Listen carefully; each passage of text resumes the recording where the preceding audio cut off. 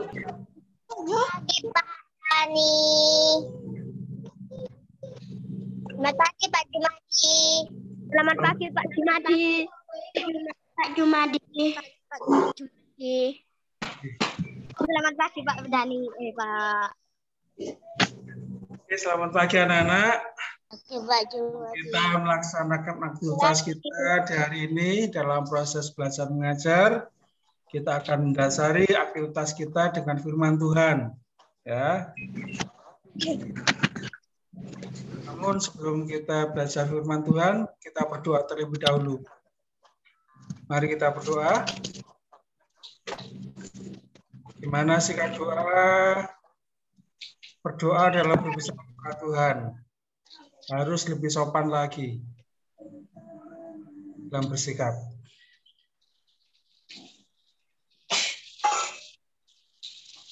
Mari kita berdoa. Bapa di surga, pada saat kami akan belajar kebenaran firman-Mu, urapi kami dengan kuasa Roh Kudus-Mu, sehingga kami dapat memahami, mengerti, bahkan melaksanakan firman-Mu dalam setiap aspek kehidupan kami. Terima kasih Tuhan, dalam nama Tuhan Yesus kami berdoa, haleluya. Amin. Oke, salam anak-anakku sekalian, kita akan belajar firman Tuhan yang saya ambil di dalam kitab Matius. Kitab Matius.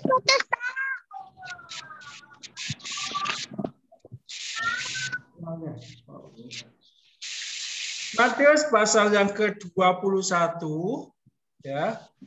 Matius 21 ayat 28 sampai 32. 32. Matius 21 ayat 28 sampai 32. Makasih ya, Pak.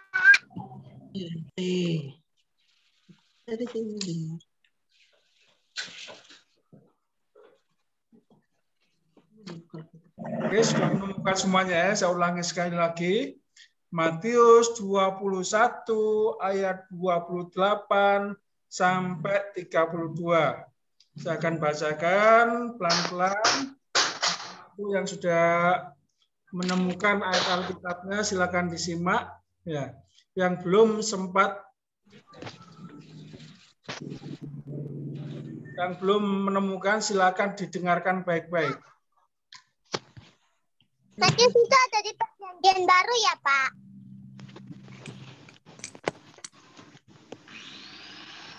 Kenapa? Matius itu perjanjian baru. Ya. Oh iya. Oke.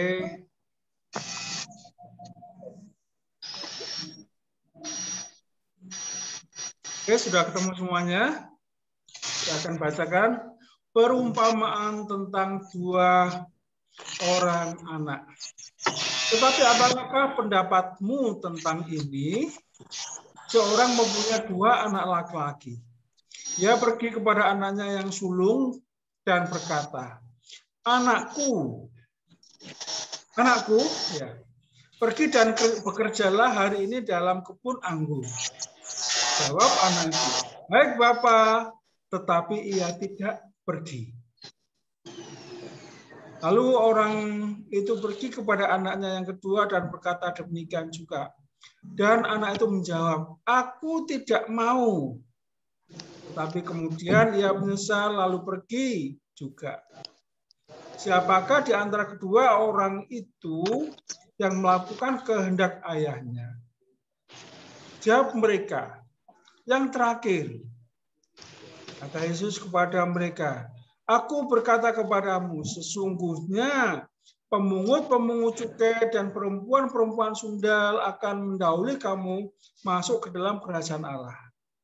Sebab Yohanes datang untuk menunjukkan jalan kebenaran kepadamu, dan kamu tidak percaya kepadanya. Tetapi pemungut-pemungut cukai dan perempuan-perempuan sundal percaya kepadanya. Dan meskipun kamu melihatnya, tetapi kemudian kamu tidak menyesal dan kamu tidak juga percaya kepadanya. Oke, dalam renungan pagi ini, ya, di sini Tuhan Yesus mengajarkan kepada kita tentang perumpamaan. Ada seorang ayah yang memiliki 2 anak. Ya. Kalau 2 anak, si sulung dan si bungsu gitu aja kan.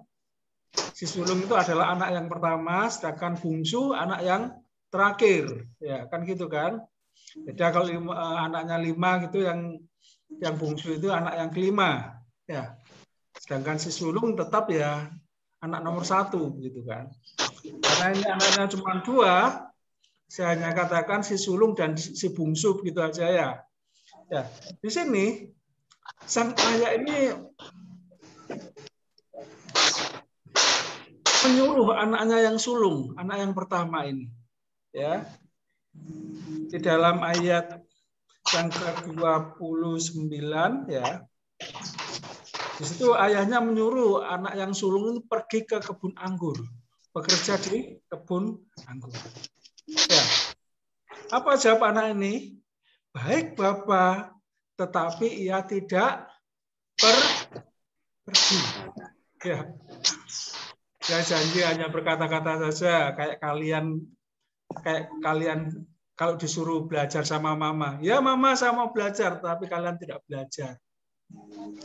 Ya, kayak gitu ya, tentunya. Hei, anakku, ya. Waktunya belajar, ayo belajar. Ya mama, saya mau belajar. Ternyata kalian main HP. Ya, tidak belajar, main game dan sebagainya. Apakah ini termasuk anak yang nurut? Tidak ya. Tidak. Dan ayahnya tahu kalau anak ini sudah berkata-kata mengiyakan perintah orang tuanya, tetapi tidak melakukan. Jengkel enggak orang tua? Hah? Jengkel enggak? Saya rasa jengkel. Suruh bekerja di kebun anggur, sudah katakan iya, tapi ngumpet di kamar, tidur di kamar. Bukan? Sehingga ayahnya ini pada akhirnya menyuruh anaknya yang bungsu. Ya. Tadi kan cuma 2 anak kan? Si sulung sama si bungsu. Apa jawab si bungsu? Ya. Ayat 30 dikatakan, lalu orang itu pergi kepada anaknya yang kedua, ini yang bungsu ya, karena cuma 2 ya. Dan berkata demikian juga. Dan anak itu menjawab, aku tidak mau, ya. Aku tidak mau kerja di kebun anggur, panas dan sebagainya. Alasannya mungkin seperti itu kan. Ya. Nanti di sana banyak nyamuknya dan lain sebagainya. Ya. Tapi apa yang dilakukan? Ya. Walaupun dia berkata tidak mau, tetapi kemudian ya menyesal dan pada akhirnya pergi bekerja. Ya. Pergi bekerja, akhirnya pergi ke kebun anggur. Ya, melaksanakan perintah ayahnya. Ya. Nah, makanya dari sini dari kedua anak tersebut ya, yang melaksanakan perintah orang tua adalah yang mana? Yang bungsu, ya. Dia sempat mengatakan tidak mau pergi, tetapi pada akhirnya dia menyesal, bertobat dan pada akhirnya pergi ke kebun anggur untuk bekerja, untuk melaksanakan perintah dari orang tuanya. Ya. Makanya di sini anak-anakku sekalian, ya. Di sini melaksanakan perintah orang tua itu bukan hanya sekedar dari mulut saja, ya, dari mulut saja. Tadi saya sudah katakan biasa anak-anak tugas seorang siswa adalah belajar, tugas utamanya, ya, disuruh belajar, ya, katakan ya tapi tidak belajar. Ada yang katakan nanti aja terus pada akhirnya belajar. Ya.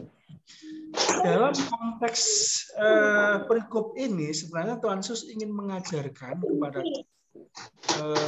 kalau secara umum sebenarnya ini sebagai autokritik, apa autokritik nanti silakan ya, kepada orang-orang Farisi, ya, ahli-ahli Taurat, Ya.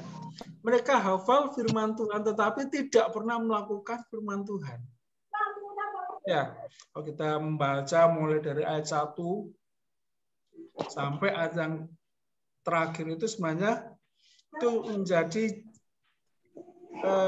jawaban dari pertanyaan-pertanyaan yang dilakukan oleh orang-orang Farisi dan juga ahli-ahli Taurat. Ya. Jadi melaksanakan firman Tuhan bukan masalah kita hafal firman Tuhan saja. Ya. Kita ngerti firman Tuhan saja. Tetapi terlebih indah ya, bagaimana kita dapat melakukan firman Tuhan dalam setiap aspek kehidupan kita sehari-hari. Itulah yang dituntut oleh Tuhan Yesus. Ya. Bukan sekedar tahu, bukan sekedar mengerti, ya, tetapi bagaimana kita bisa melaksanakan firman Tuhan dalam setiap aspek kehidupan kita sehari-hari. Itulah yang jauh lebih penting. Ya. Makanya Tuhan menginginkan kita agar kita bisa menjadi pelaku-pelaku firman Tuhan. Bukan hanya sekedar menjadi pendengar saja, ya, bukan hanya menjadi sekedar pendengar, tetapi bagaimana kita bisa melakukan firman Tuhan itu, menghidupi firman Tuhan itu dalam setiap aspek kehidupan kita sehari-hari.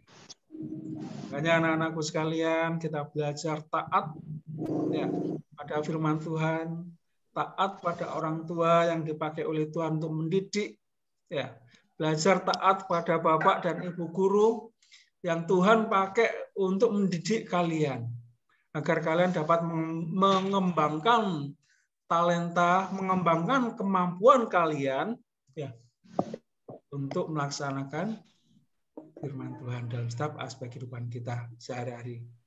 Yakinlah pada saat kalian taat setia kepada Tuhan, Tuhan sudah memiliki rencana yang indah dalam kehidupan kita semuanya. Tuhan sedang mempersiapkan masa depan kita.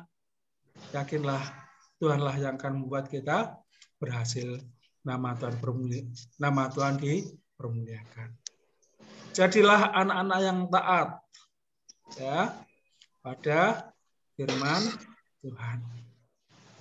Jangan sekedar seperti anak yang sulung tadi. Sudah katakan ya, tetapi tidak melakukan perintah ayahnya. Ya. Jadilah anak bungsu yang walaupun sempat menolak perintah orang tuanya, tetapi pada akhirnya dia menyesal, bertobat, dan pada akhirnya melaksanakan perintah orang tuanya. Jadilah penurut-penurut firman Tuhan. Jadilah pelaku-pelaku firman Tuhan. Amin. Mari kita berdoa.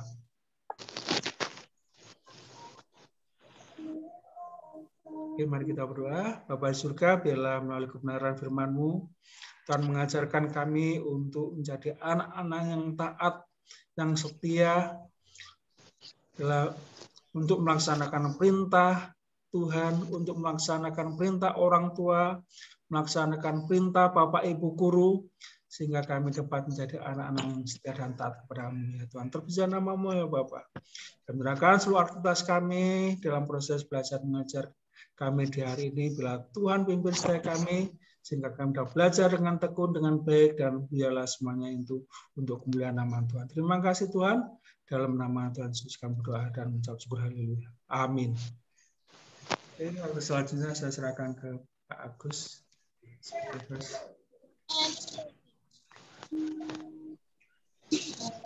Terima kasih Pak Jumadi. Anak-anak akan saya masukkan di ruang kelas masing-masing ya.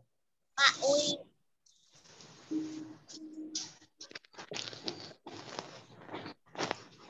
Sudah, tekan join. Join.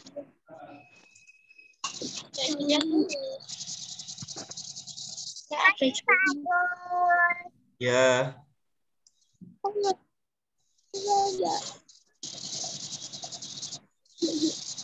Untuk kelas 4 tetap tinggal di ruang utama ya. Untuk kelas 4 tetap di ruang utama. jam berapa ya?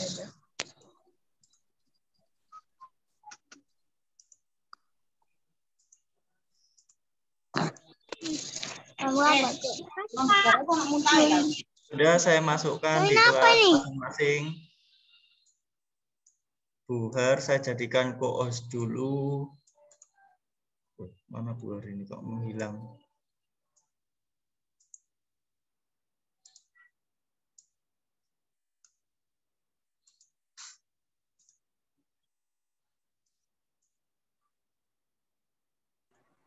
Saya Pak Agus. Sudah, saya masukkan kelas 5. Oke, makasih. Ya.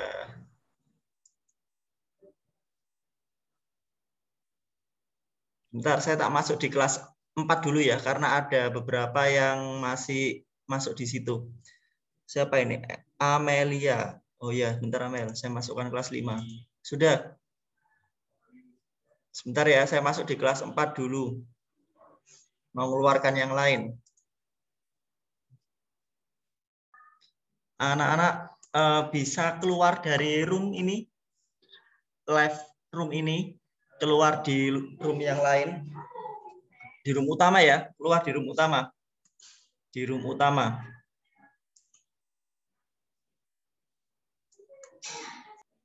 Oke, terima kasih semuanya sudah join, sudah keluar di grup kelas. Kita akan mulai pembelajaran ya. Ini ada yang join lagi, Florencia kelas 2. Saya sambil nge-host ya. Buar sudah saya masukkan di kelas 1, bisa ditekan join. Oh ya, saya infokan untuk kelas 4 besok adalah hari Kamis. Hari Kamis itu kalian libur ya, karena merayakan perayaan Hari Paskah, maksudnya menghormati perayaan Hari Paskah ya. Jumatnya kan Paskah, kalau tidak salah Jumatnya Paskah, jadi hari Kamisnya itu kalian libur. Terus kapan Pak perayaan Paskahnya? Perayaan Paskah di tanggal 7 April, kalau nggak salah 7 April, kalau nggak salah 7 April, seingat saya 7 April ya. Pokoknya hari Rabu. Dia tuh saya dimasukkan lagi Pak Agus. Oh iya. Ya. Yang ini saya tutup dulu ya. Sudah, Bu. Matur nuwun. Saya cek dulu di tanggalan ya. Perayaan Paskah itu nanti jatuh pada hari Rabu pokoknya. Hari Rabu ya di tanggal 7 itu perayaan Paskahnya. Terus mengingatkan kembali untuk nilai PTS kalian itu sudah saya inputkan di raport. Jadi nanti akan menerima raport bentuknya hasil belajar kalian yang kalian kerjakan itu.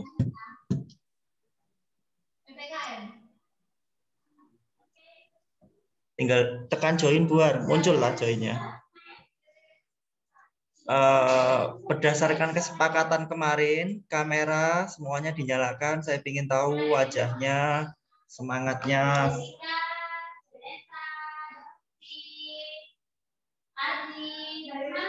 Nah, dinyalakan. Terus ditaruh aja HP-nya, diberi sandaran.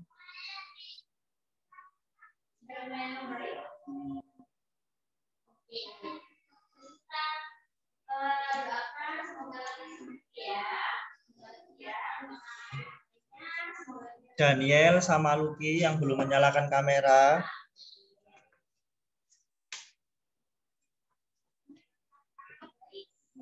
Itu Will Steve itu sebelah itu, Will Stella. Iya. Iya, Will Steve. Iya. Oh. Siapkan ini ya. Buku temanya ini ya. Sudah disiapkan? Oke, terima kasih Lucky. Nah, posisikan di situ aja. Devinda, dinyalakan kameranya. Alvin, Daniel. Oke. Ini agak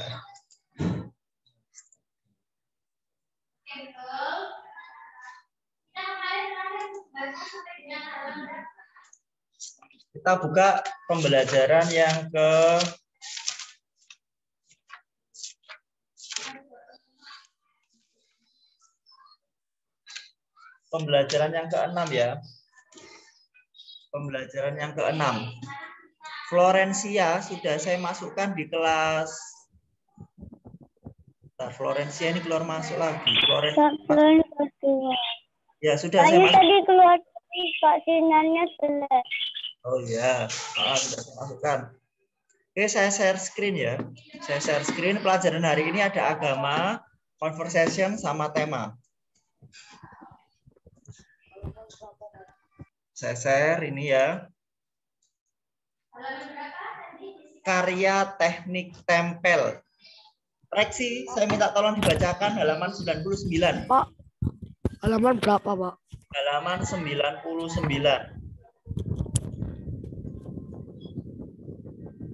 Yang karya teknik tempel, Reksi. Ayo Reksi. Saya senang ini. Pada kegiatan sebelumnya, kamu telah membuat rancangan karya teknik tempel. Sekarang buatlah karya teknik tempel. Perhatikan contoh langkah-langkah membuat karya teknik tempel berikut.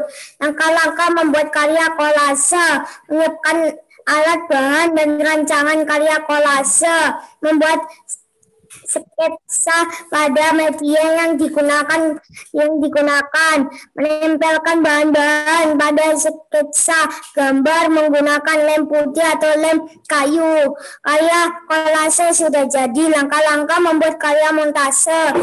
Menyiapkan alat bahan dan rancangan karya montase, memotong bahan gambar yang telah dikumpulkan, merangkai potongan bahan sesuai rancangan karya, menempelkan potongan bahan gambar menggunakan lem kertas, menghias hasil gambar yang telah ditempelkan. Karya montase sudah jadi. Langkah-langkah membuat karya mozaik, menyiapkan alat bahan dan rancangan karya mozaik, membuat sketsa karya pada media yang disiapkan, memotong bahan menjadi kepingan, merangkai bahan pada sketsa karya, menempelkan kepingan bahan menggunakan lem putih atau lem kayu. Karya mozaik sudah jadi. Langkah-langkah membuat karya aplikasi, menyiapkan alat dan bahan dan rancangan karya aplikasi, membuat sketsa karya pada media kain yang disiapkan, memotong bahan sesuai pola gambar pada rancangan, menempelkan potongan bahan pada media menggunakan lem kain, menjahit bagian tepi bola bahan menggunakan jarum dan benang jahit. Karya aplikasi sudah jadi. Oke, terima kasih sudah dibacakan tentang langkah-langkah membuat kolase, montase, mozaik, dan aplikasi. Apa sih perbedaannya dari semua itu? Saya akan tampilkan di layar slide ya, jadi akan memudahkan kalian untuk mengetahui apa sih perbedaannya. Saya share ya dulu ya. Ini ada L kelas 5. Sebentar, saya masukkan lagi. L kelas 5. Oke, sudah L saya masukkan.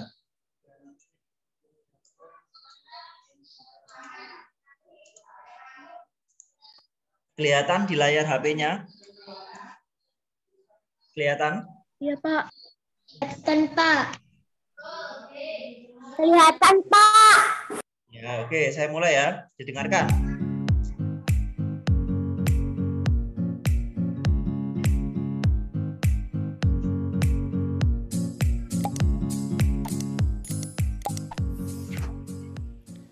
Assalamualaikum warahmatullahi wabarakatuh. Hai anak-anak yang hebat, bagaimana kabarnya? Semoga semua dalam keadaan sehat walafiat ya. Pada kesempatan kali ini kita akan membahas muatan SPDP. Nah, sesuai pada gambar yang akan kita bahas yaitu tentang kolase, montase, dan mozaik. Anak-anak, kolase, montase, dan mozaik adalah cabang dari seni rupa yang menggunakan teknik tempel dalam proses pembuatannya. Ketiganya tergolong dalam karya seni dua dimensi, layaknya lukisan.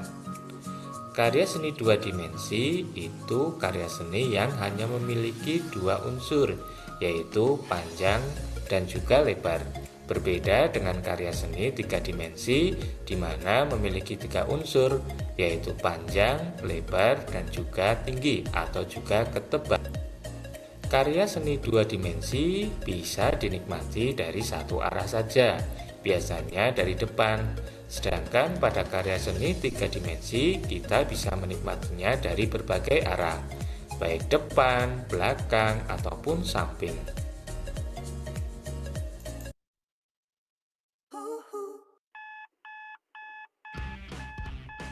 Ya ampun, telat juga. Anak-anak yang hebat, coba Pak Guru punya contoh beberapa gambar hasil karya seni dari teman-teman kalian. Perhatikan ya.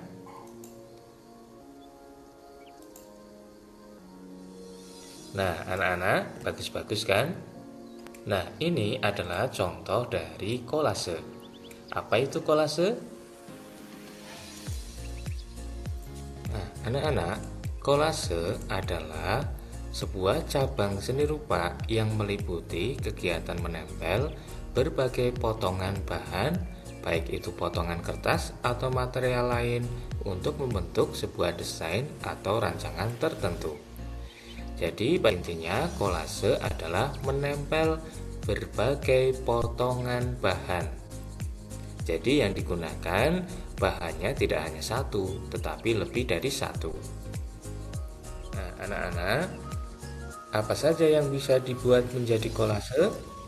Nah, di antaranya yang pertama adalah potongan kertas. Kertas apa saja ya? Terus yang kedua ada daun kering. Kenapa menggunakan daun kering? Karena pada daun kering warnanya tidak berubah. Sedangkan pada daun yang masih muda, biasanya warnanya akan berubah jika ditempel pada media terlalu lama. Terus bisa juga menggunakan ranting pohon, tentunya yang sudah kering juga. Lalu ada bunga kering, dan juga bisa menggunakan kerang. Lalu bagaimana cara membuat kolase? Langkah-langkahnya adalah sebagai berikut. Yang pertama, gambarlah pola di kertas atau papan menggunakan pensil. Lalu oleskan lem sedikit demi sedikit pada pola yang telah digambar. Berikutnya, tempelkan daun, ranting, atau bahan lain pada pola yang telah dilem. Rekatkan sedikit demi sedikit agar rapi. Dan yang terakhir adalah keringkan. Anak-anak, masuk yang kedua, yaitu karya seni montase. Apa itu montase?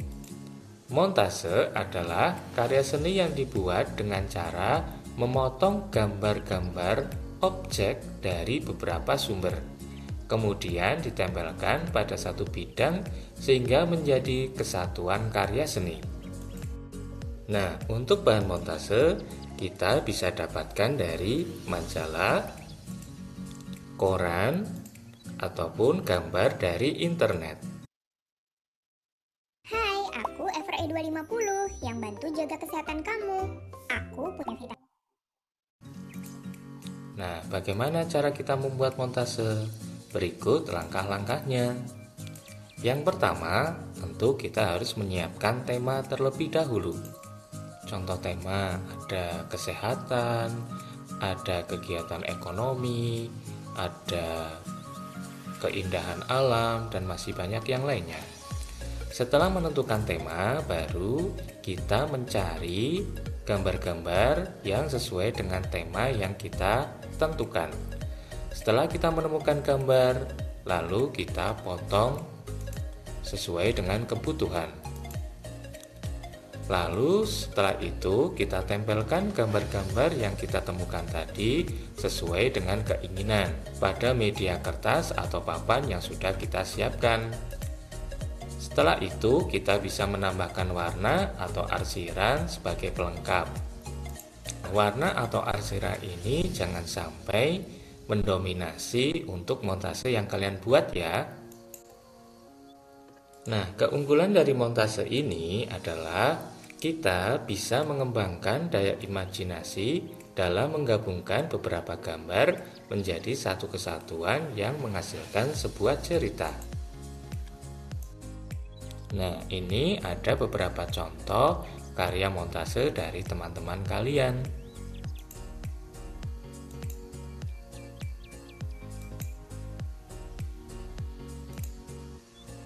Nah, bagus-bagus ya. Tentunya kalian bisa membuat montase lebih bagus dari ini. Seni tempel yang ketiga yaitu mozaik. Mozaik adalah karya seni yang dibuat menggunakan potongan bahan berukuran kecil dan sejenis untuk ditempelkan pada sebuah bidang. Nah, apa bedanya dengan kolase? Mozaik ini menggunakan potongan bahan yang sejenis. Sedangkan pada kolase itu gabungan dari beberapa jenis. Dan pada mozaik itu hanya terbatas pada potongan-potongan. Nah, bahan yang bisa digunakan pada mozaik antara lain potongan kertas origami, potongan cangkang telur, potongan kayu, potongan kaca, dan juga potongan keramik. Nah, berikut adalah contoh-contoh dari mozaik. Nah, menurut kalian mozaik ini terbuat dari apa yuk? Iya, ini adalah contoh mozaik yang terbuat dari potongan-potongan keramik. Nah, kalau yang ini, betul, ini terbuat dari potongan-potongan kertas. Nah, yang ketiga, betul, mozaik ini terbuat dari potongan cangkang telur. Bagus-bagus ya.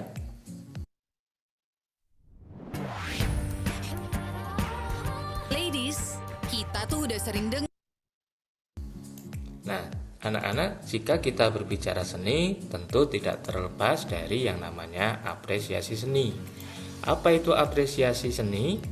Apresiasi seni adalah suatu penilaian terhadap suatu karya seni, mulai dari mengenali, menilai, dan menghargai makna atau nilai yang terkandung dalam karya tersebut. Nah, ketika kita melihat sebuah karya seni, biasanya kita secara otomatis mengucapkan kata, "Wah, bagus sekali," atau "Wah, kayaknya kurang ini nih." Nah, itu adalah salah satu bentuk apresiasi seni. Nah, jadi apresiasi seni ini adalah sebuah penghargaan yang kita berikan terhadap suatu karya seni. Nah, anak-anak, itu tadi penjelasan singkat tentang materi teknik tempel dari suatu karya seni, yaitu kolase, montase, dan juga mozaik. Mudah-mudahan dengan menonton video ini, kalian bertambah wawasannya.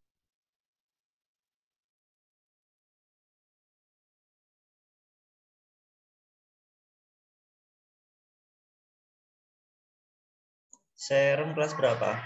Kelas 1 ya?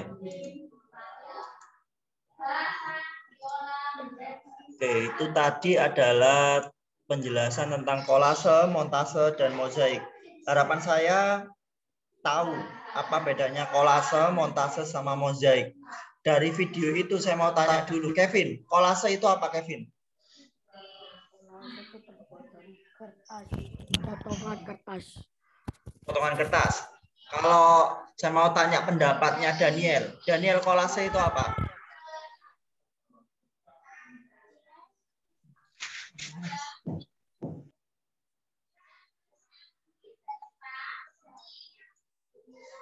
Apa itu kolase, Daniel?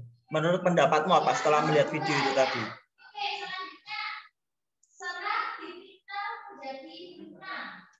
Nggak tahu, Pak. Nggak tahu. Kalau menurut Christian, kolase itu apa? Kalau menurut Christian dari lihat video tadi, kolase itu apa?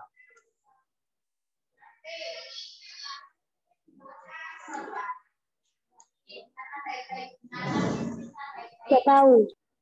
Nggak tahu. Kalau menurut Ciko, kolase itu apa?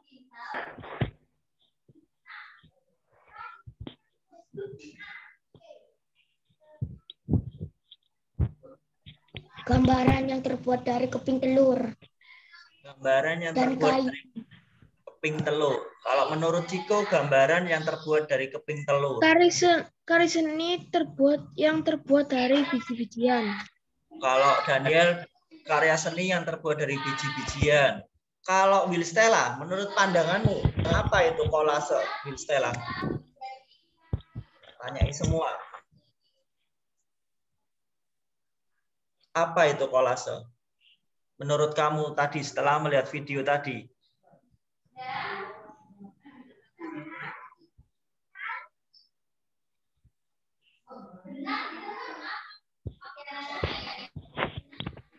Nggak tahu, Pak. Tahu. Kalau Valeri, setelah menonton video tadi, apa yang dimaksud dengan kolase?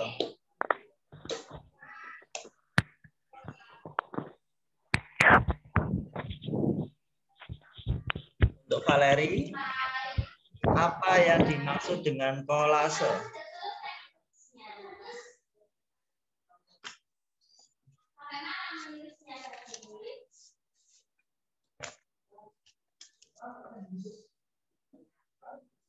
Welcome. Kemudian ada Alvin, Gabriel. Kira-kira apa itu kolase?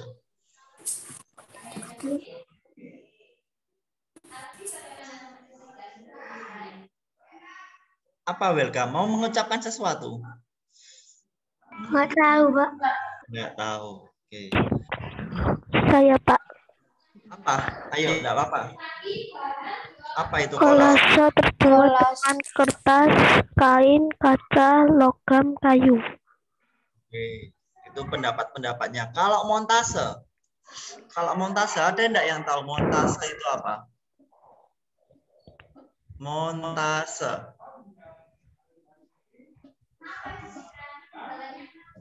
Ini pembelajaran kalian loh dari yang kemarin. Padahal sudah tak lihatkan video juga. Kemudian ada mozaik. Oke, saya akan menjelaskan sekilas. Kalau kolase itu berasal dari biji-bijian, kemudian dari ranting pohon, daun yang kering, itu kolase. Sedangkan mozaik itu adalah potongan-potongan yang membentuk suatu gambar baru. Misalnya, kemarin saya jelaskan kan, kamu ingin membuat tema tentang kebun binatang. Jadi kalau di kebun binatang butuh gambar apa saja? Binatang. Butuh gambar apa saja?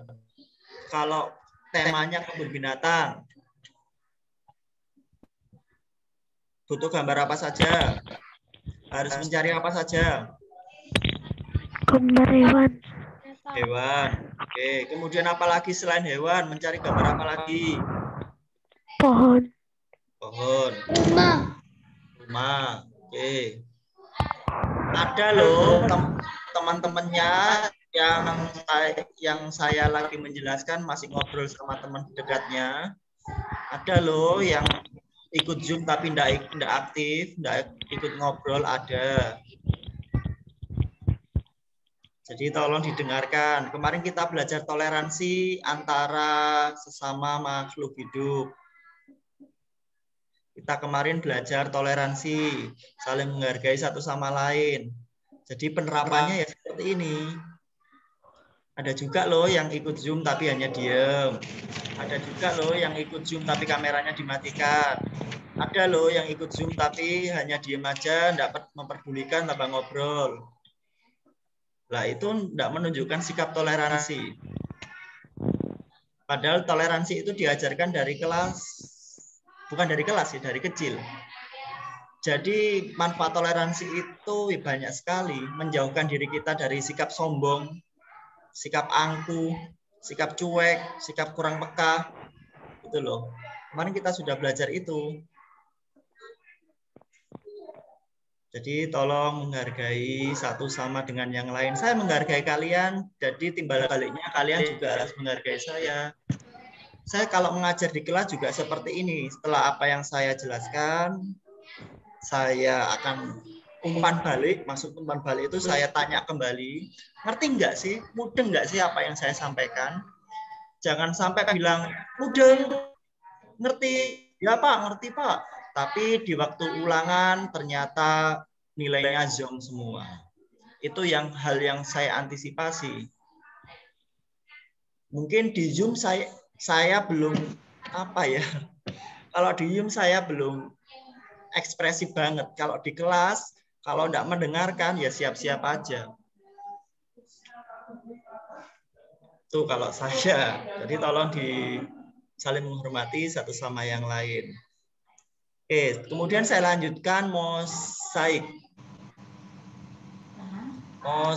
Mosaik itu sama dengan kolase. Sekali lagi, mosaik itu sama seperti kolase. Bedanya, mosaik itu menggunakan satu benda aja. Dalam arti satu benda itu satu. Misal, saya mau pakai mosaik itu dari kepingan telur, ya itu aja, kepingan telur aja. Kemudian saya menggunakan dari potongan apa namanya kertas origami, ya itu aja. Benda aja. Itu tentang kolase, montase dan mozaik. Terus berikutnya saya minta tolong dibacakan halaman 100 yang judulnya Dewi Sartika Toko Pendidikan Nasional. Saya minta tolong dibacakan sama Will Stella.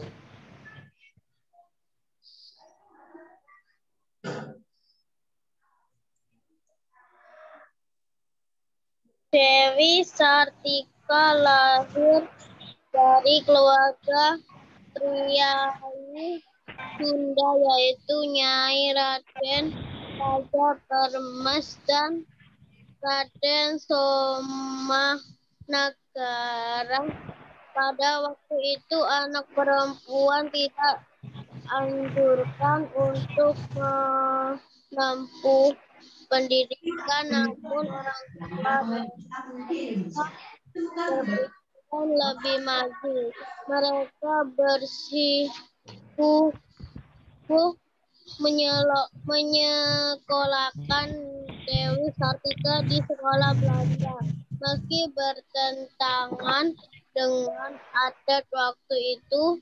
Oke, terima kasih. Lanjut paragraf kedua, Valeri.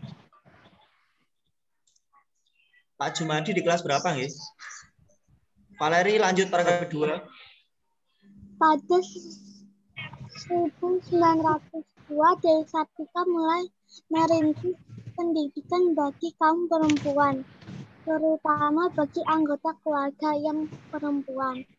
Dewi Sartika memanfaatkan sebuah ruangan kecil di belakang rumahnya di Bandung untuk tempat belajar dan mengajar. Dewi Sartika mengajari kaum perempuan merendah, memasak, menjahit, membaca, dan menulis. Oke, berikutnya Daniel.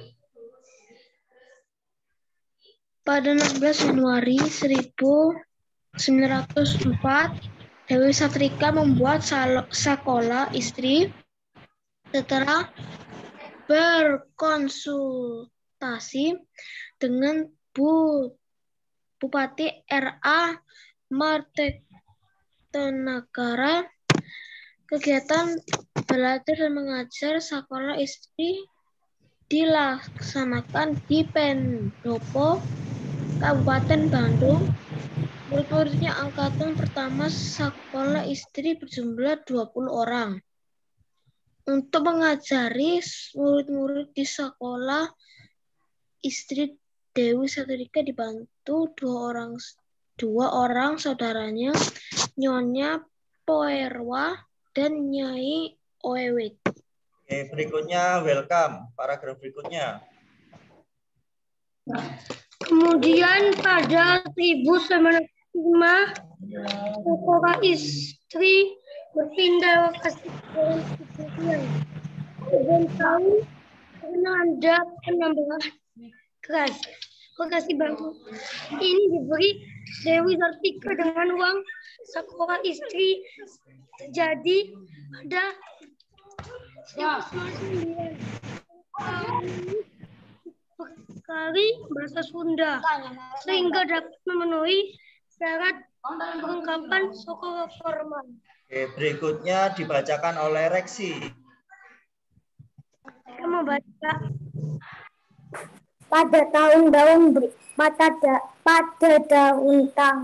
berikutnya, sekolah istri mulai bermunculan di beberapa wilayah di Jawa Barat. Sekolah-sekolah tersebut dikelola oleh perempuan-perempuan Sunda yang memiliki cita-cita seperti Dewi Sartika. Pada 1912 sudah ada 9 sekolah istri yang didirikan kota kabupaten se-Jawa Barat. Oke, berikutnya Devinda.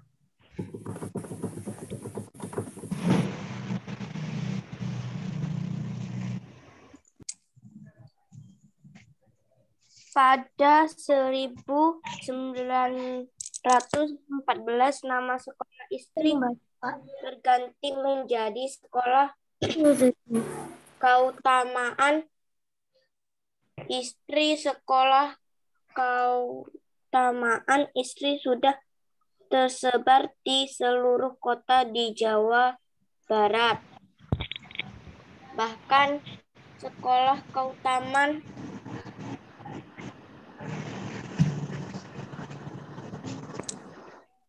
berikutnya yang membacakan yaitu Ciko.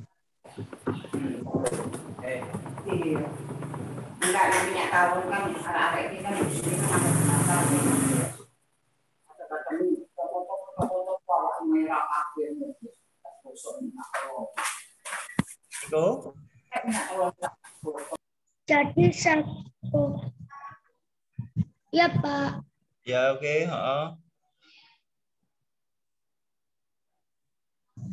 Selanjutnya pada September 1929.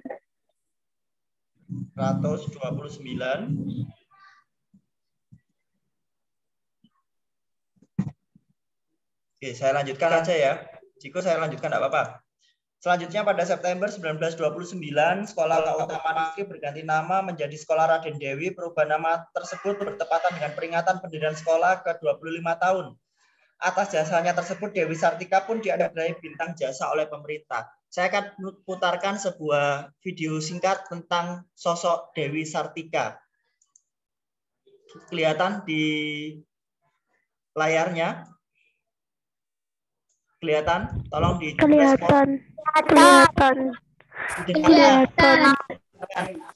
Peringatan Hari Pahlawan, Raden Dewi Sartika merupakan nama yang tidak asing lagi. Ia adalah pahlawan nasional yang gigih memperjuangkan hak-hak pendidikan bagi perempuan. Sosoknya pun menjadi inspirasi bagi perempuan masa kini. Jejak pahlawan pendidikan asal Bandung, Raden Dewi Sartika, masih terasa di Jalan Keutamaan Istri Kota Bandung. Pasalnya, sekolah rintisan Dewi Sartika masih berdiri tegak di lokasi ini. Bahkan para siswa di Sekolah Dasar Dewi Sartika masih selalu menyanyikan lagu Dewi Sartika setiap sebelum kegiatan belajar mengajar dimulai.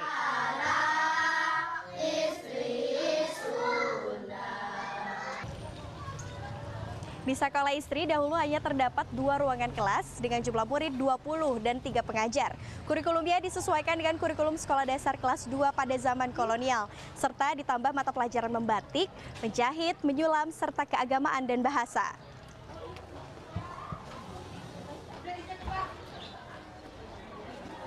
Dewi Sartika merupakan pahlawan nasional yang lahir pada 4 Desember 1884.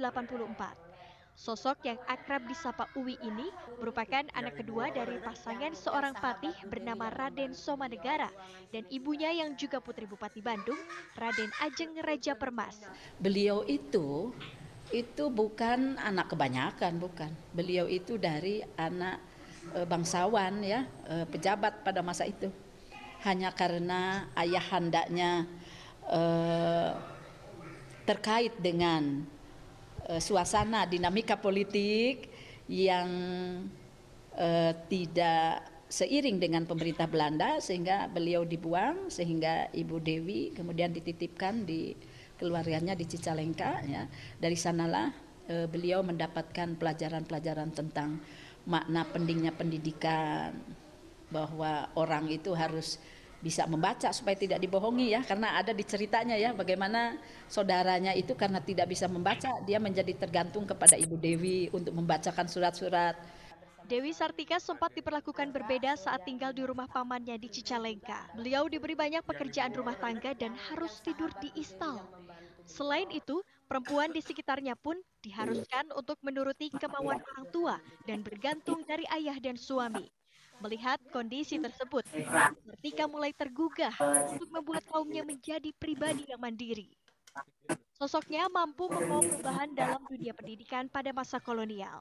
Berbekal dari pernah bersekolah dan dapat membaca, Dewi Sartika berinisiatif untuk menyelenggarakan pendidikan layak bagi perempuan. Didirikanlah sekolah yang bernama Sekolah Istri pada tahun 1904 yang dibangun atas dasar keprihatinannya pada kaum perempuan yang hanya boleh mengenyam ilmu mengenai keterampilan rumah tangga dan adat.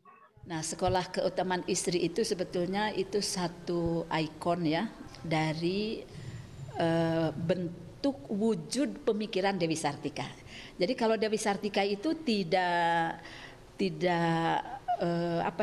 hanya bergerak di dunia pemikiran, tapi Ibu Dewi Sartika itu langsung di dunia kenyataan, jadi diwujudkan begitu. Di mata keluarga, Dewi Sartika dikenal sebagai sosok yang berani dan cerdas. Cucu Dewi Sartika pun menuturkan bahwa ibunya sering bercerita mengenai neneknya yang tak mudah menyerah.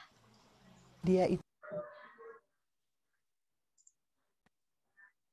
Oke, itu tadi adalah sosok Dewi Sartika ya. Dewi Sartika adalah seorang pahlawan nasional ya yang memperjuangkan hak perempuan untuk bersekolah. Jadi agar bisa mandiri, agar bisa lebih terampil lagi. Itu aja kira-kira pembelajaran hari ini untuk temanya. Tugasnya halaman 101, 102, tolong dikerjakan. Setelah ini dilanjutkan oleh Miss Lydia, conversation bahasa Inggris. Pak Agus kok itu semua Pak, gak ada mukanya Pak Agus. Iya, memang saya ambilnya di searching di YouTube. Tentang sejarah. Bu Lydia bisa merespon suara saya? Bentar ya. Setelah ini Bu Lydia akan masuk di kelas 4, kemudian dilanjutkan oleh agama.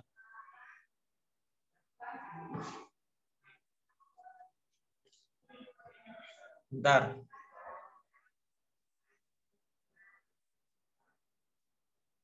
Bu Lydia. Bentar ya.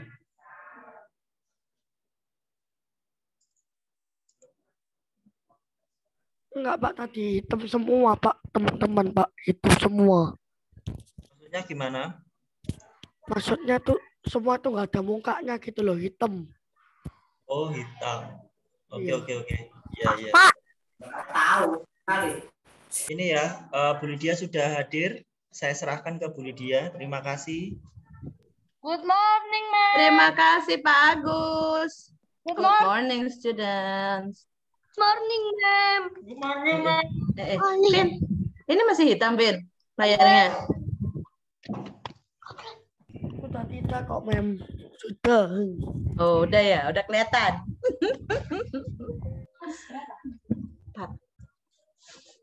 Kelas mari dah. Mari Pak Jum tak masukin ora apa-apa. Kan kemarin aku belum masuk kelasmu. Belum. Sama di jalan. Itu dan belali Pak Dani, aku nggak digabung masuk kelas 1. Okay, good morning students, how are you today? I hope you are fine and I'm sure you are fine. Okay, hari ini kita akan meneruskan lanjutan dialog dari yang sudah kita pelajari minggu lalu.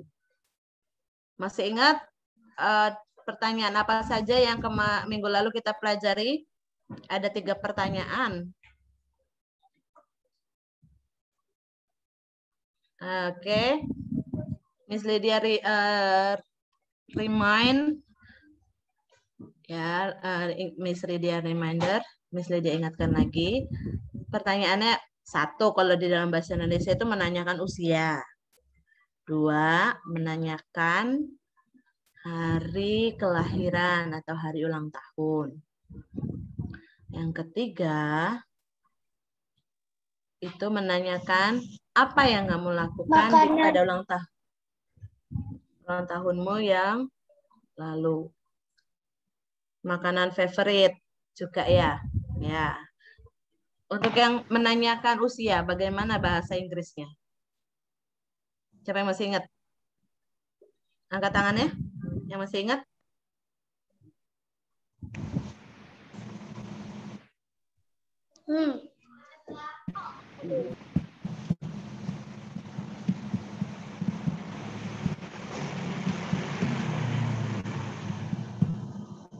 Masih ingat orang? Kok kenceng banget sih suaraku? Gema loh sampai ke bawah.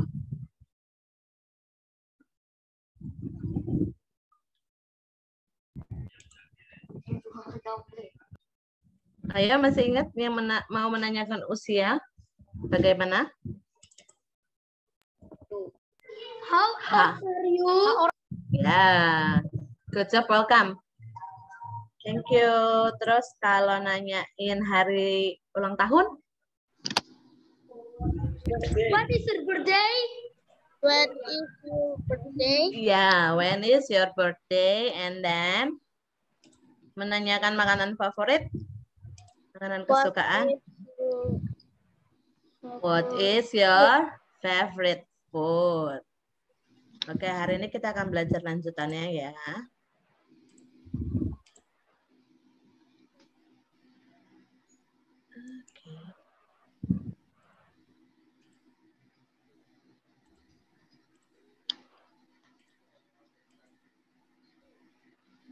Oke, kelihatan?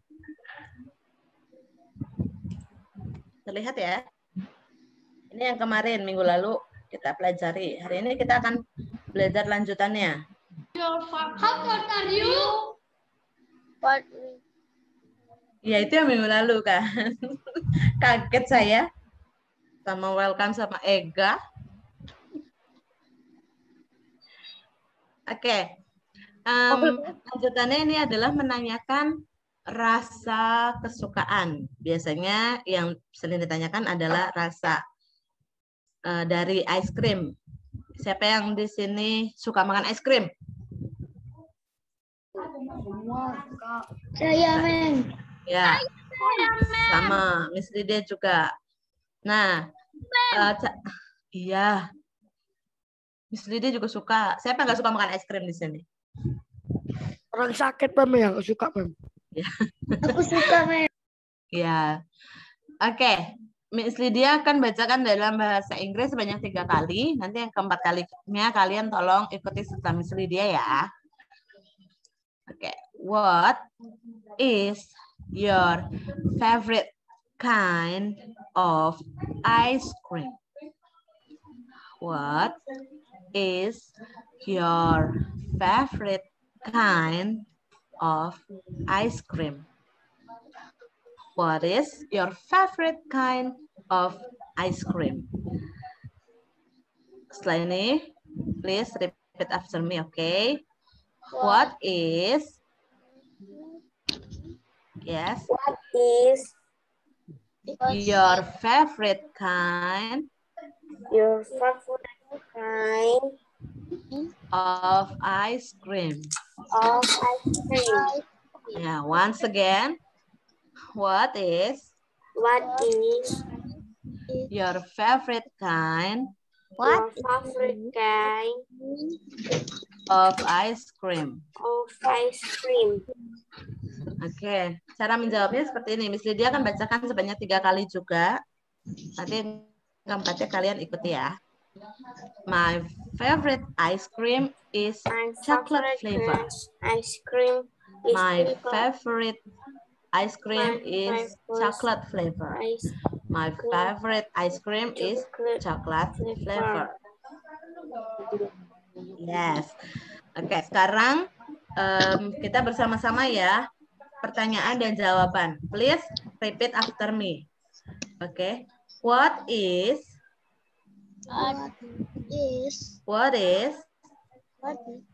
your favorite kind? What is your favorite kind of ice cream? Oke.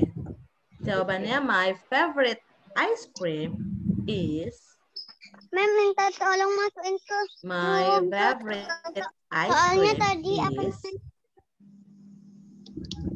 soalnya soalnya di sini mati lampu jadi sinyalnya mati. Ini kelas berapa ya?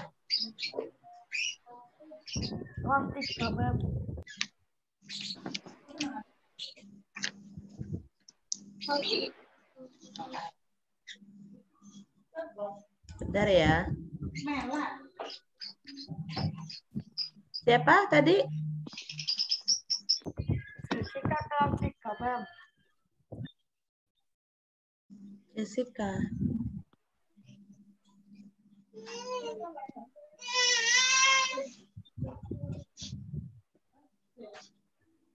Gak ada nih namanya Jessica.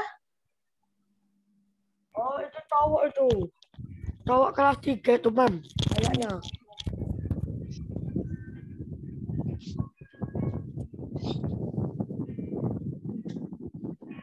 Yeskiel ya? Kelas 1. Atau Gaby kelas 2? Ya sudah. Kita lanjut ya. Oke, please repeat after me the question and answer.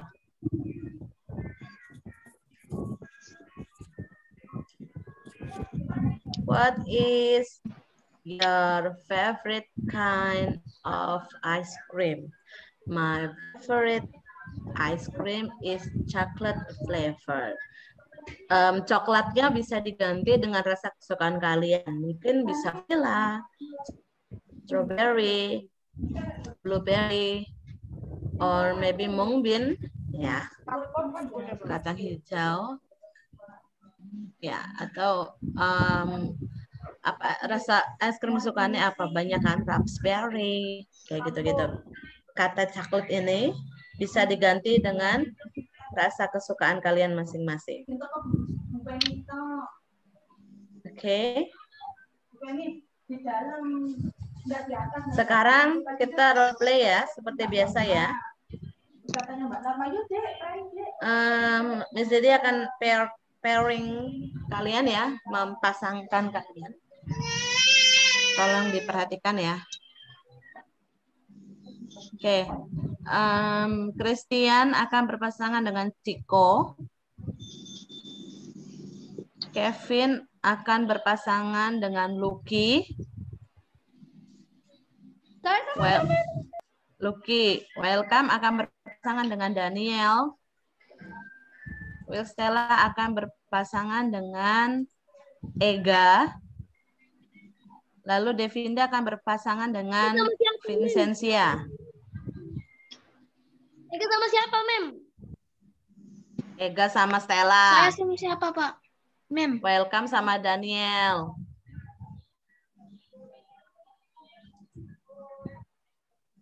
Christian sama siapa tadi tuh? Kevin.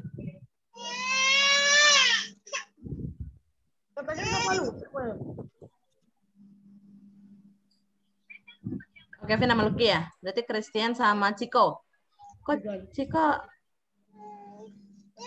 Oke. Sinyal ya. Sinyal internet.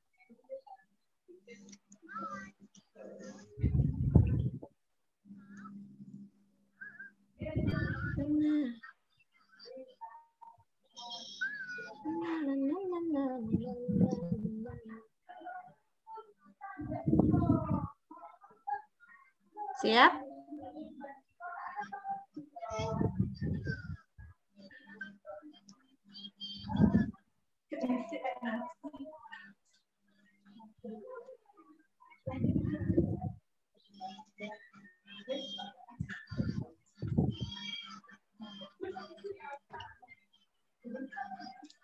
Oke, pasangan yang pertama yang akan mencoba adalah Stella dan Ega.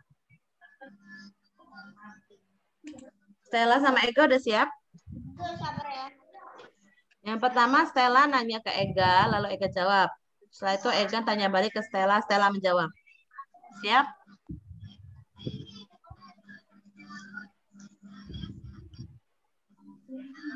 Mem, Ega mana? Mana Ega? Nomor 3 ya, Ini. Mem. Ini pertanyaan nomor 1 ini loh. Pertanyaannya nomor 1. Iya, Mem. Ya, ayo. Tanya ini. Iya.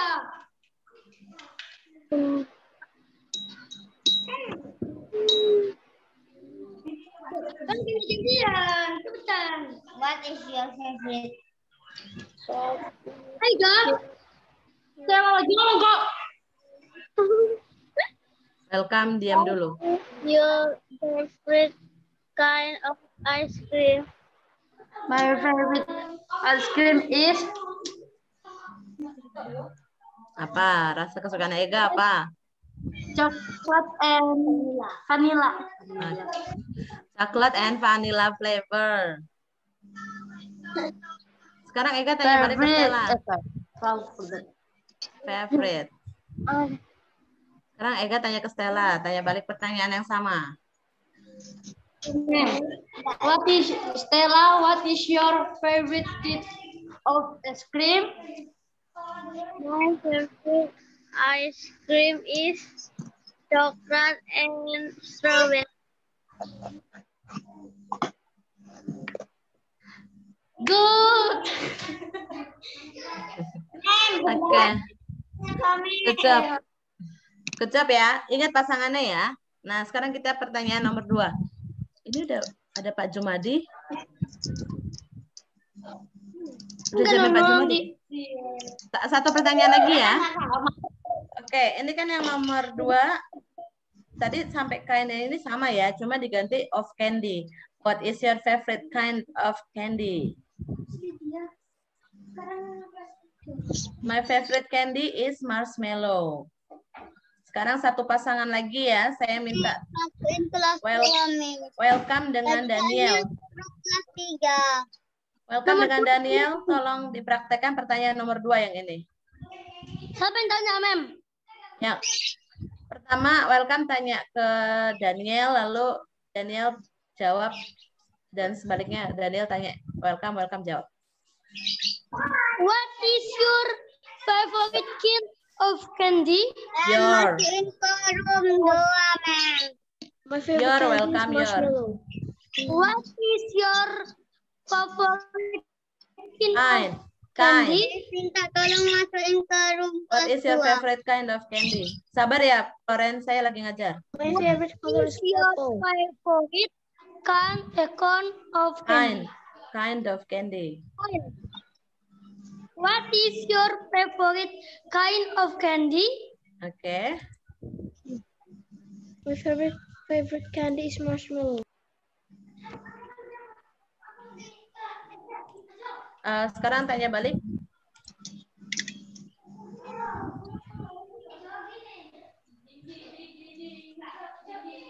Tolong tanya balik Daniel ke welcome.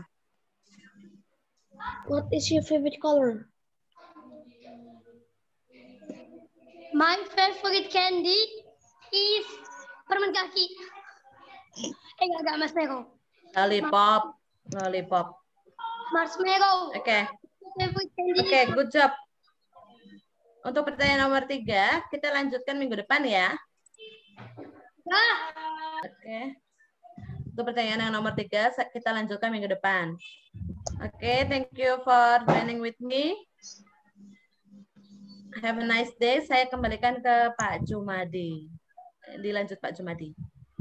Oke, terima kasih Bu Lydia. Saya masukkan di kelas 3 ya. Udah bisa join Dewe. Thank you. Tolong ditunggu anak-anak masuk waktunya Pak Jumadi. Bentar, saya panggilkan.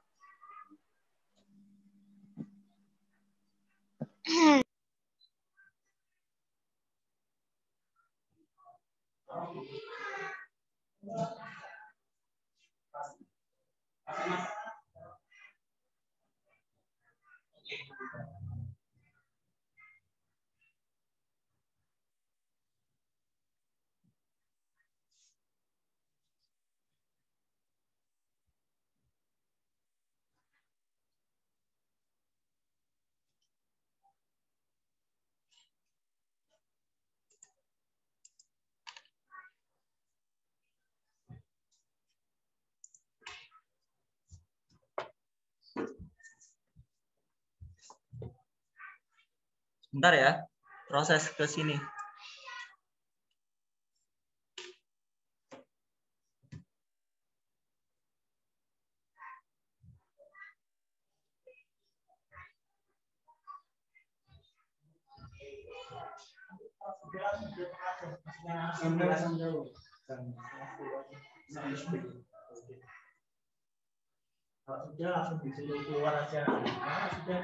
Oh gitu ya.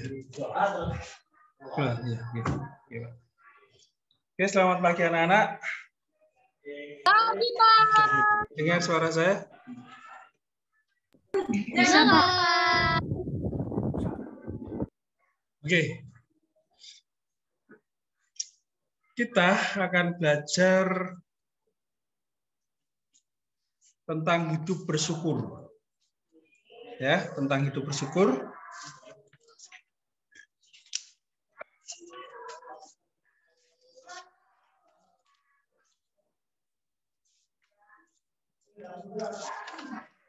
Oke, saya akan mengulas pembelajaran kita yang kemarin, ya.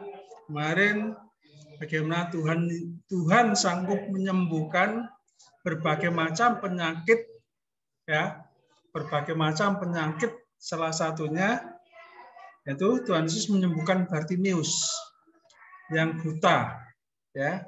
Saya mereview kembali, ya. Masih ingat ya kemarin yang Pak Jumadi jelaskan bagaimana orang buta ini yang bernama Bartimius ini pada akhirnya disembuhkan oleh Tuhan. Kenapa? Yang pertama karena kasih Tuhan. Ya. Tuhan sangat mengasihi orang-orang yang buta.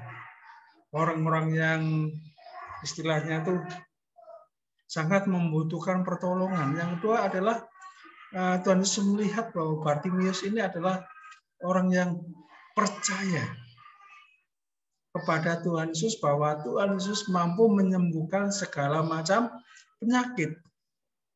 Dan itu diyakini. Ya, melalui seruan-seruannya, ya.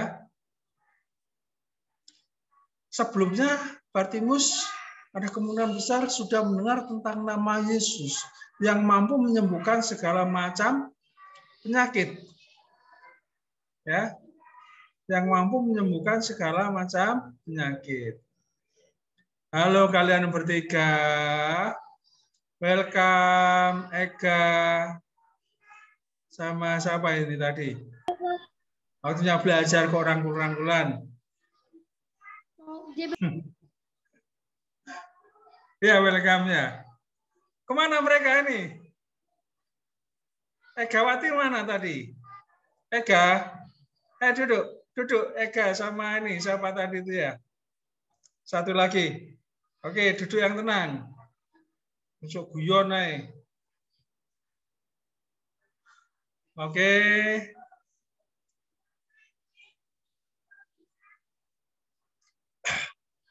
Ya, itulah sebagai bukti kasih Tuhan. Ya, Tuhan sangat mengasihi orang buta ini, ya. Yang kedua, karena orang buta ini sangat percaya, ya, kepada Tuhan Yesus, ya, sehingga kesempatan untuk bertemu dengan Tuhan Yesus itu sangat dinanti-nantikan. Ya. Kapan ya saya bisa bertemu dengan Tuhan Yesus? Ya, kapan ya saya bisa bertemu dengan Tuhan Yesus? Ya, karena pada saat itu Tuhan Yesus tidak hanya tinggal di Nazaret saja, tetapi selalu berpindah-pindah. Dalam kehidupan sehari-harinya dia selalu mengadakan perjalanan ke sana kemari. Untuk apa sih? Untuk mengajar, ya, untuk memberitakan kabar baik, ya, untuk menyembuhkan banyak orang. Sehingga tempat tinggalnya tidak jelas. Hari ini mungkin ada di sini, besok ada di sana. Karena selalu berpindah-pindah. Untuk apa? Untuk melayani sesama. Dan Bartimius ini berharap, kapan ya saya bisa bertemu dengan Yesus orang Nazaret itu? Ya, kapan ya saya bisa bertemu dengan dia? Saya rindu sekali bertemu dengan dia. Saya akan memohon kepada Tuhan, ya.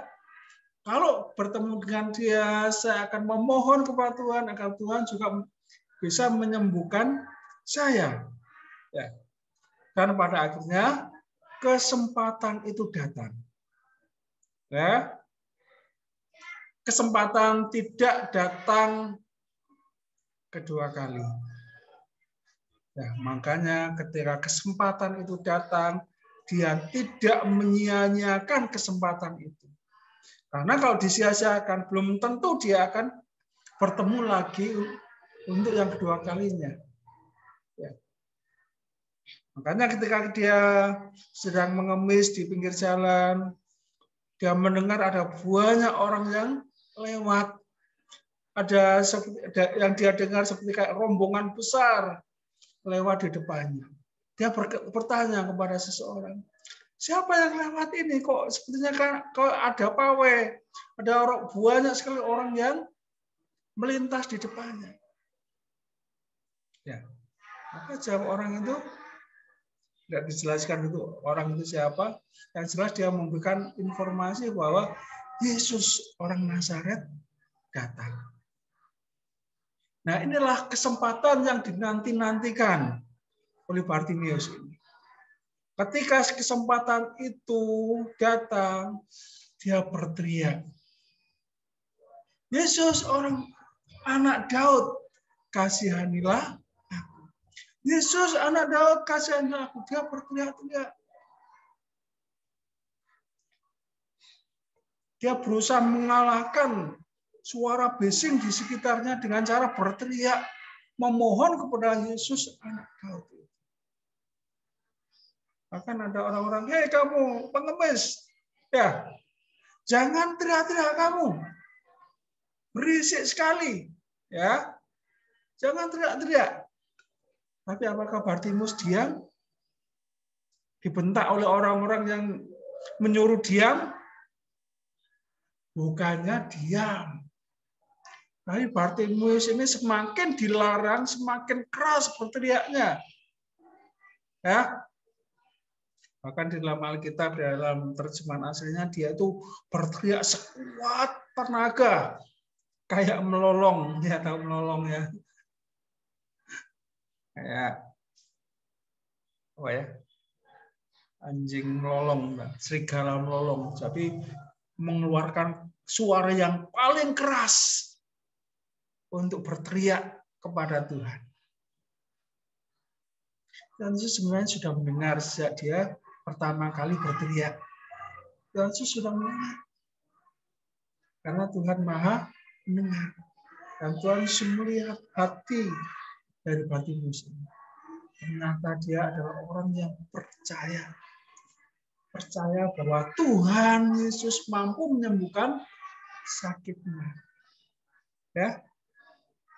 Dia percaya bahwa Tuhan Yesus mampu menyembuhkan matanya. Yang dari buta dapat melihat kembali. Nah, dari sinilah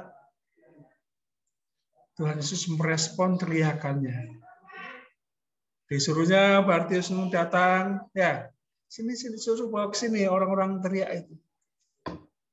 Ya, dia katakan, apa yang kamu minta? Biasanya dia kan profesinya kan pengemis kan, ya profesinya kan seorang pengemis. Biasanya seorang pengemis yang diminta adalah uang, ya uang. Nah, kalanya ada yang ngasih makanan, ya, seperti itu kan.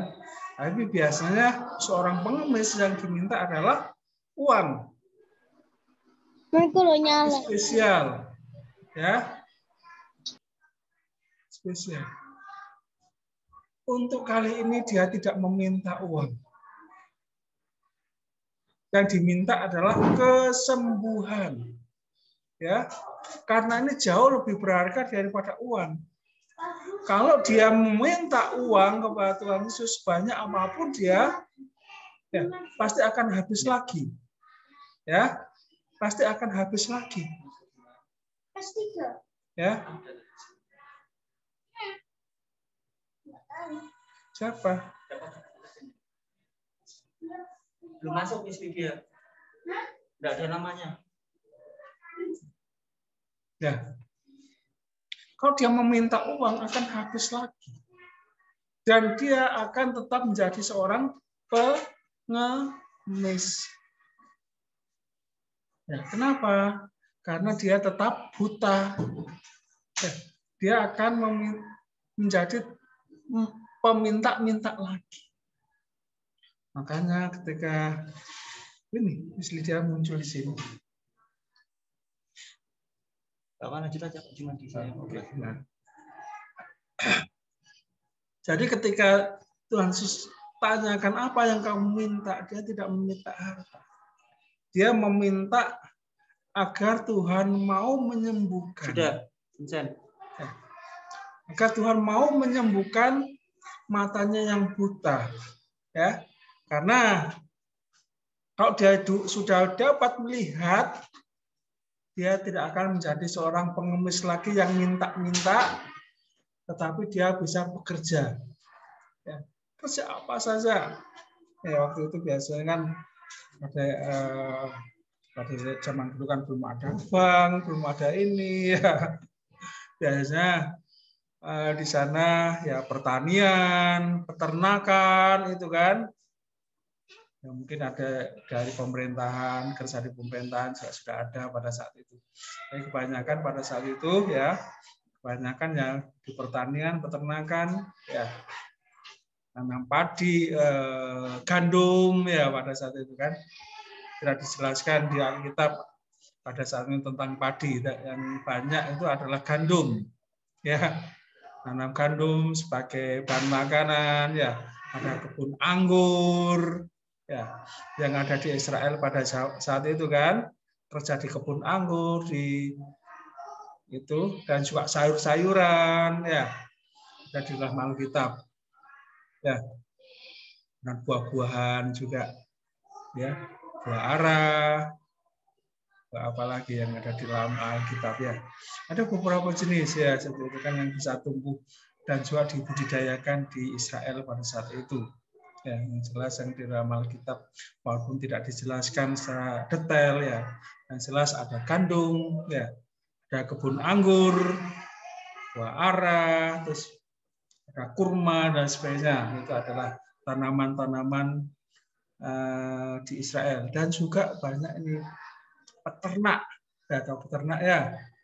Dan jadi mereka memelihara domba, kambing, dan juga sapi, onta, itu sebagai untuk ternak, ya diternakan di padang seperti itu kan. Jadi itulah pekerjaan-pekerjaan yang bisa dipilih pada zaman itu, ya, dan dilakukan oleh masyarakat di Israel pada saat itu. Dan berpikir wah jadi banking atau jadi YouTuber belum ada pada zaman dulu. Sekarang kan cita-cita anak sekarang kan ada yang ingin jadi YouTuber kan itu kerjanya nggak soroh ya followernya banyak dapat uang banyak gitu kan itu. Ya inilah kita kembali ke Bartimius. Inilah yang diminta oleh Bartimius agar dia bisa melihat lagi dan terus melihat imannya.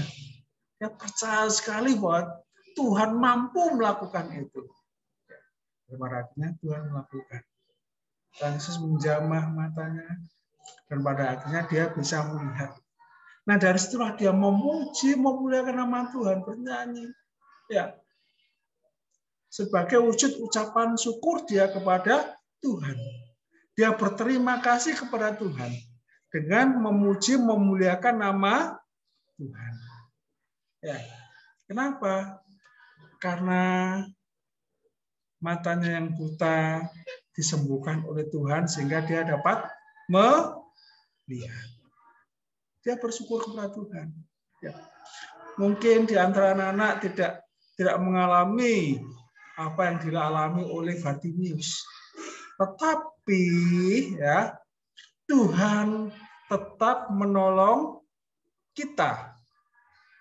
Dalam kehidupan sehari-hari kita tetap senantiasa mendapatkan pertolongan dari Tuhan. Ya, kita dilindungi oleh Tuhan, ya. Hingga saat ini kita tetap sehat, itu adalah berkat Tuhan. Itu berkat perlindungan dari Tuhan. Apalagi di tengah-tengah pandemik seperti ini, ya.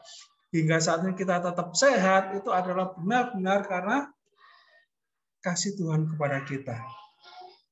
Makanya ketika kita hingga saat ini tetap sehat, kita patut bersyukur, berterima kasih kepada Tuhan. Ya, apalagi di tengah-tengah pandemi seperti itu.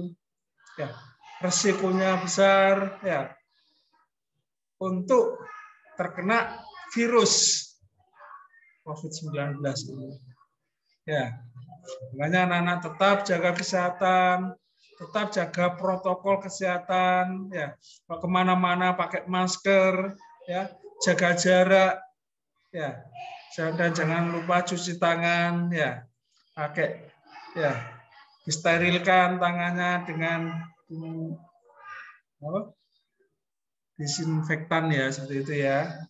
Dan juga ada banyak tempat cuci tangan dan sebagainya. Kita harus tetap menjaga protokol kesehatan. Ya, dan kita tetap bersyukur kepada Tuhan kalau hingga saat ini kita tetap sehat. Ya, puji Tuhan, Pak Jumadi juga hingga saat ini tetap sehat.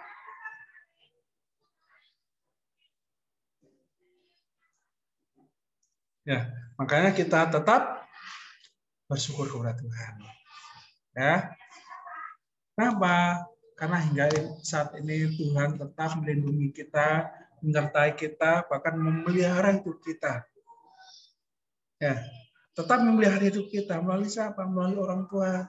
Ya, orang tua bekerja, ya, mencari nafkah, ya, mendapatkan berkat-berkat Tuhan, ya, gaji, ya, semuanya itu adalah berkat Tuhan yang harus kita syukuri dalam setiap aspek kehidupan kita sehari-hari.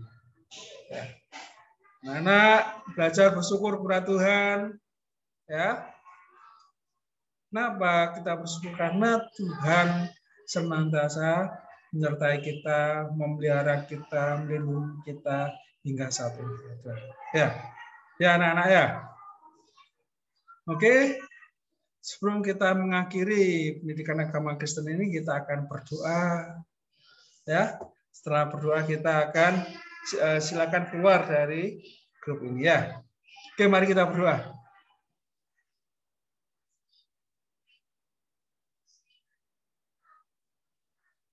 Ada yang bisa berdoa kalian?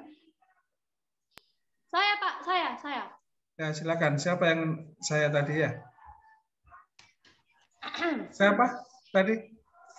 Ega ya? Ayo Kak. Yang bilang saya tadi siapa? Saya. Ega. Ya Pak. Ega Pak. Siapa yang berdoa? Ega. Ega. Oke, silakan Ega berdoa. Teman-teman, mari kita berdoa. Terima kasih Tuhan, kami sudah belajar ya Tuhan. Engkau berkati Pak Jumadi dan guru-guru lain yang sudah mengajar kami ya Tuhan. Engkau berkati, Engkau bertemu guru-guru dan teman-teman kami ke satu kekuatan Tuhan. Engkau jauhkan mereka dari virus yang ada Tuhan. Karena Yesus ada. Amin. Amin. Oke, silakan keluar dari grup anak-anak dan berkati.